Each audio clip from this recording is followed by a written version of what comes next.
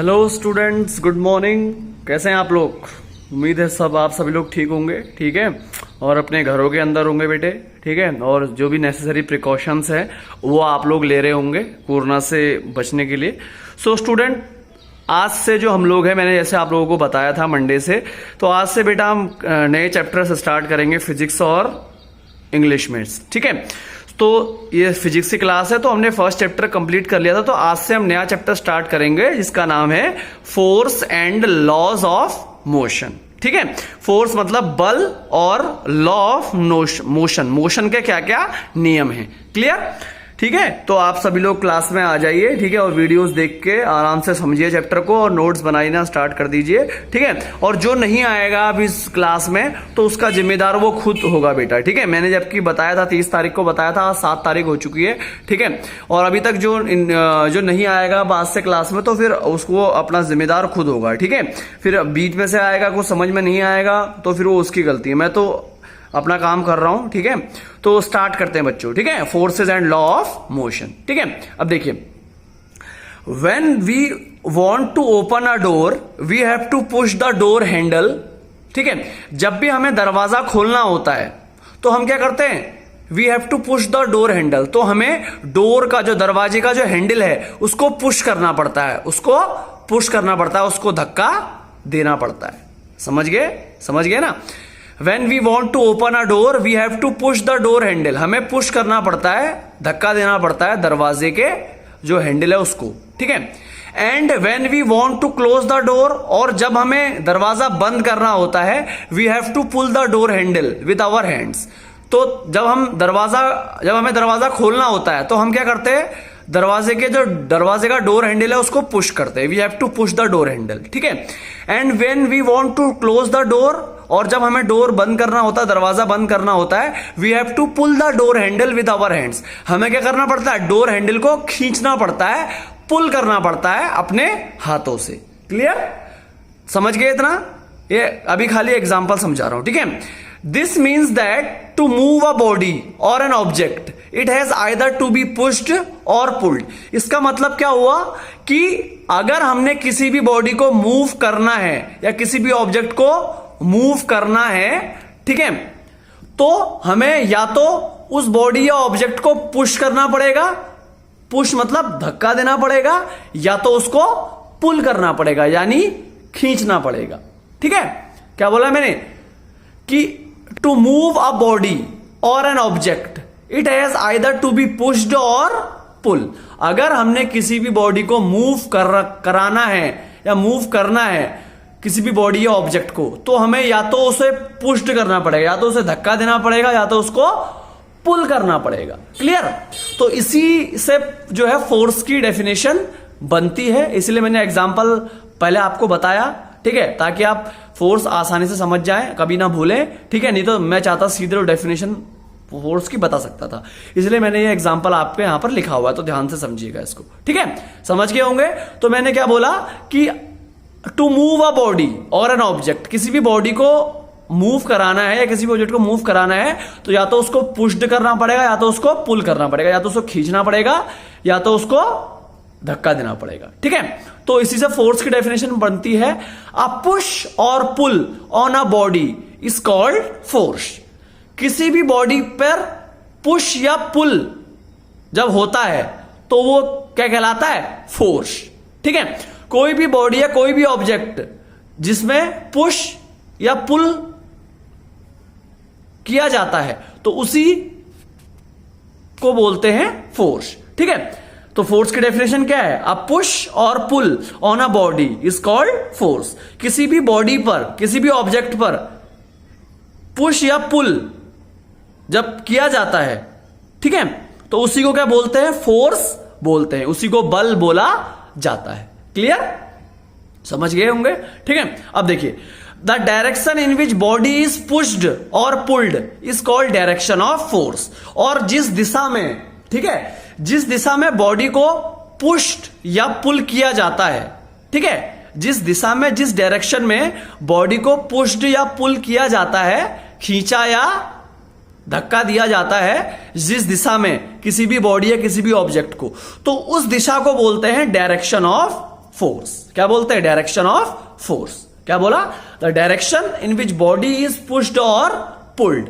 वो दिशा जिस दिशा में किसी भी बॉडी या ऑब्जेक्ट को पुश्ड या पुल किया जाता है, मतलब धक्का या खींचा जाता है, तो उस दिशा को बोलते हैं डायरेक्शन ऑफ फोर्स, मतलब बल की दिशा, डायरेक्शन ऑफ फोर्स। ठीक है। Forces are used in everyday actions like pushing, pulling, lifting, stretching, twisting and pressing. ठीक है। जो फोर्सेस होते हैं इनका यूज किया जाता है, जो हमारे रोज के कार्य होते हैं उन पर फोर्सेस का यूज होता है। ठीक है। जैसे कि पुशिंग, किसी को आप पुश करते हो किसी चीज को, तो उसमें फोर्स का यूज होता है। किसी चीज को आप पुल करते हो तो उसमें फोर्स का यूज होता है। किसी चीज को आप लिफ्ट करते हो, उठाते हो, उस पर फोर्स का यूज होता है। किसी चीज को आप स्ट्रेच करते हो, खींचते हो, उस पर फोर्स का यूज होता है। किसी चीज को आप ट्विस्ट करते हो, ट्विस्ट करना मतलब घुमाना, ट्विस्ट करते हो, ठीक है, उसमें फोर्स का यूज होता है। और प्रेसिंग, किसी चीज को आप प्रेस करते हो, दबाते हो, उसमें फोर्स का यूज होता है। ठीक है। तो क्या बोल रहे हो? Forces are used in our everyday actions. Force जो है हमारे एवरीडे एक्शंस में यूज होते हैं। अब कैसे एवरीडे एक्शन में? Like pushing, pulling, lifting, stretching, twisting and pressing. Clear? For example, अब एग्जाम्पल से समझाता हूं आपको कि कैसे फोर्सेस हमारे एवरीडे एक्शन में यूज होते हैं। देखिए, a force is used when we push और किक अ फुटबॉल। जब भी आप एक फुटबॉल को पुश करोगे, पुश मतलब धक्का दोगे या किक मारोगे, तो फोर्स का यूज होता है, बल लगता है ना। अगर आप फुटबॉल को किक कर, फुटबॉल को लात मार रहे हो, ठीक है, फुटबॉल को धकेल रहे हो, तो उसमें आपका जो पांव का, लेग का फोर्स लगेगा ना। तो फोर्स की जरूरत पड़ती है ना किसी फुटबॉल को किक या पुश करने के लिए। ठीक है। A force is used when we pull the drawer of a table. ठीक है। जब आप टेबल का जो ड्रॉर है उसको खोलते हो, तो उसको खींचने के लिए, जो टेबल का ड्रॉर है उसको खींचने के लिए आपको फोर्स की जरूरत पड़ती है। ठीक है, समझ गए? A force is used when we pull the drawer of a table. ठीक है। फोर्स की जरूरत पड़ती है, बल की जरूरत पड़ती है जब हम खींचते हैं टेबल का जो ड्रॉर होता है उसको। ठीक है। A force is used when we lift a box from floor. कोई भी बॉक्स है उसको जब हम फ्लोर से उठाते हैं तो उसको उठाने के लिए हमें फोर्स की जरूरत पड़ती है, बल की जरूरत पड़ती है। ठीक है। A force is used when we stretch a rubber band. किसी रबर बैंड को आप खींचते हो, स्ट्रेच करते हो, तो उसमें भी आपको फोर्स की जरूरत पड़ती है। क्लियर? तो ये एग्जांपल्स बता रहा हूं उसके, जो फोर्स हम एवरीडे एक्शन में यूज करते हैं। ठीक है। A force is used when we twist a wet cloth to squeeze out water. ठीक है। एक फोर्स की जरूरत पड़ती है, एक बल की जरूरत पड़ती है जब हम ट्विस्ट करते हैं, एक गीले कपड़े को ट्विस्ट करते हैं, मतलब घुमाते हैं ताकि उसमें से पानी बाहर निकल सके। तो ट्विस्ट करने के लिए गीले कपड़े को ट्विस्ट करने के लिए, ताकि स्क्वीज आउट वाटर, पानी बाहर आ जाए, तो उसके लिए भी फोर्स की जरूरत हमें पड़ती है। Clear? And a force is used when we press the brake pedal of a car. और फोर्स की जरूरत पड़ती है जब आप जो कार का ब्रेक पेडल है उसको दबाते हो, प्रेस करते हो, तब भी फोर्स की जरूरत पड़ती है। क्लियर? तो क्लियर हो गया होगा आपको कि forces are used in everyday actions like pushing, pulling, lifting, stretching, twisting and pressing. Clear? और भी होते हैं, जैसे अभी बोलता हूं, ठीक है, लिखना तो यहां पर पॉसिबल नहीं है, बोर्ड पर स्पेस नहीं है। ठीक है। जैसे कि the fallen leaves of tree fly away with wind because the force of wind pushes them away. ठीक है। जो गिरे हुए पत्ते होते हैं पेड़ के, वो उड़ जाते हैं हवा के साथ, विंड के साथ। क्यों उड़ते हैं? Because the force of wind push them away. क्योंकि जो फोर्स होता है, जो बल होता है हवा का, वो उन्हें धकेल के ले जाता है, पुश देम अवे। तो ये भी आ सकता है एग्जाम में कि why the fallen leaves of trees fly away with wind. ठीक है। क्यों जो फॉलन लीव्स होते हैं ट्रीज के, वो फ्लाई अवे, उड़ जाते हैं विंड के साथ। तो आप बोलेंगे because the force of wind pushes them away. क्योंकि जो फोर्स होता है विंड का, जो बल होता है, वो उन्हें धकेल के, पुश करके लेके चले जाता है। इसीलिए जो फॉलन लीव्स होते हैं ट्री के, वो फ्लाई हो जाते हैं विंड के साथ। ठीक है, ये लिखा हुआ नहीं है बेटा, मुंह से बोल रहा हूं क्योंकि यहां पर स्पेस नहीं है, तो आप चाहे तो उसको लिख सकते हैं। ठीक है, और be even the roof of some huts fly away during storm because the force of strong wind pushes them away. और आपने ये भी देखा होगा, जो रूफ्स होते हैं, जो छत होती है कुछ झोपड़ियों की, कभी कभी उड़ जाती है, कुछ कुछ झोपड़ियों की जो छत है, स्टॉर्म जब तूफान आता है क्यों उड़ती है?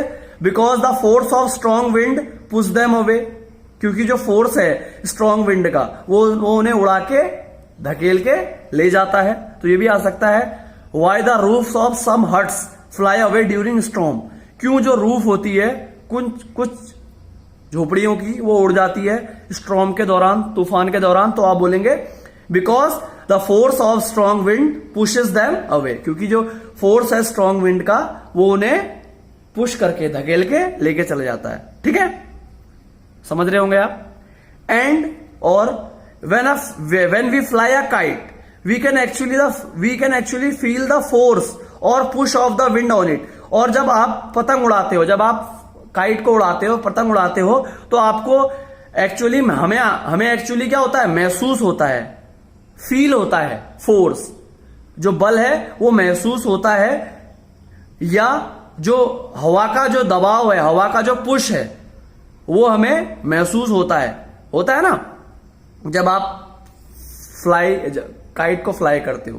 क्लियर, समझ गए होंगे आप। और अगर आपको ये इंपॉर्टेंट लग रहा है जो मैंने बोला मुझसे, तो आप इसको लिख भी सकते हैं। क्लियर, तो बेटा ये आज का आपका टुडेज सेशन था। ठीक है, आज हमने फोर्स के बारे में पढ़ा। ठीक है, फोर्स क्या होता है, उसके एग्जाम्पल्स क्या होते हैं, उसके बारे में मैंने आपको बताया। ठीक है, और जो आप लोग वीडियो देख रहा है तो वो नोट्स इसके बना ले, जितना मैंने लिखा हुआ है। मैं मेन ही लिखाऊंगा, ज्यादा डिटेल में नहीं लिखाऊंगा, जो मेन लिखाऊंगा वही आपको लिखना है। ठीक है, तो वीडियोस आप लोग देख लीजिए, समझ लीजिए इसको, और इसको कॉपी में नोट्स बना दीजिए। और जो नहीं देखेगा वीडियो, तो अपना नुकसान बेटा वो खुद करेगा।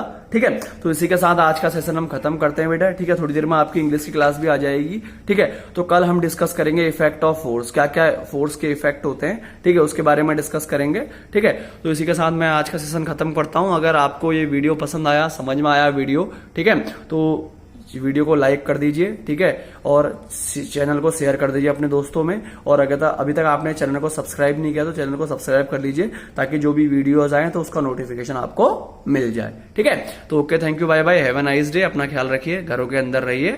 ठीक है।